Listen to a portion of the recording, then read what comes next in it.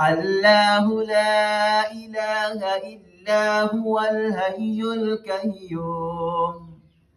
اچھا جی، اب دیکھیں یہاں پہ میں نے آیت الکرسی کا کچھ حصہ تلاوت کی ہے اور بہت بڑی مسٹیکس ہو گئی ہے مجھ سے یہاں پہ، اور اکثر لوگ آیت الکرسی پڑھتے ہیں اور فرض نماز کے بعد بھی پڑھتے ہیں، تو کچھ لوگ اس طرح کی مسٹیکس کرتے ہیں۔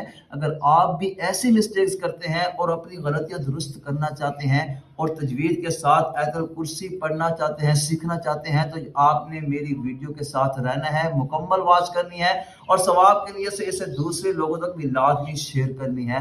اب چلتے ہیں ٹاپک کی طرف۔ اب دیکھیں میں نے یہاں پہ پڑھا اللہ اللہ، یہاں پہ لفظ اللہ کو باریک نہیں کرنا، لفظ اللہ کے لام کو موٹا کر کے پڑھنا ہے، اللہ اللہ، ٹھیک ہے۔ آپ نے لفظ اللہ کے لام کو موٹا باریک کرنے کا صرف ایک قاعدہ یاد رکھنا ہے، چونکہ لفظ اللہ کا جو لام ہے نا، یہ کبھی موٹا کبھی باریک پڑھا جاتا ہے۔ جب آپ ایک قاعدہ اچھے سے ذہن میں بٹھا لیں گے تو پھر آپ کو کوئی پرابلم نہیں ہوگی، کوئی آپ کو ٹینشن نہیں ہوگی کہ یہاں پہ لفظ اللہ کو موٹا پڑھنا ہے یا باریک پڑھنا ہے۔ تو وہ قاعدہ کون سا ہے؟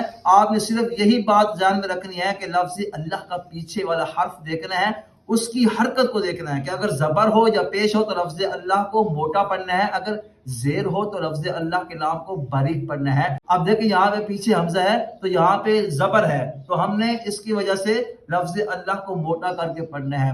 اللہ اللہ لا الہ ہے، یہ ہا سینے سے نکالنا ہے، وسط حلق سے نہیں نکالنا، الہ نہیں پڑھنا، الہ، ٹھیک ہے۔ الہ الا ہوا، ہوا یہاں پہ بھی ہا سینے سے نکالنا ہے، ہوا نہیں پڑھنا، ہوا ہوا الحی الحی۔ اب دیکھیں یہاں پہ میں نے مسٹیک کی تھی، یہاں پہ ہا جو ہے یہاں وسط حلق سے نکالنا ہے، سینے والا نہیں نکالنا، ہوا الحی الحی القیوم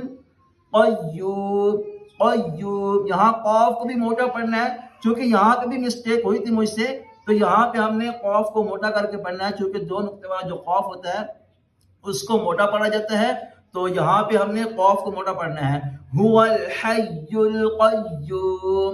اب اس کو دوبارہ رپیٹ کرتے ہیں، اللہ لا الہ الا هو الحی القیوم۔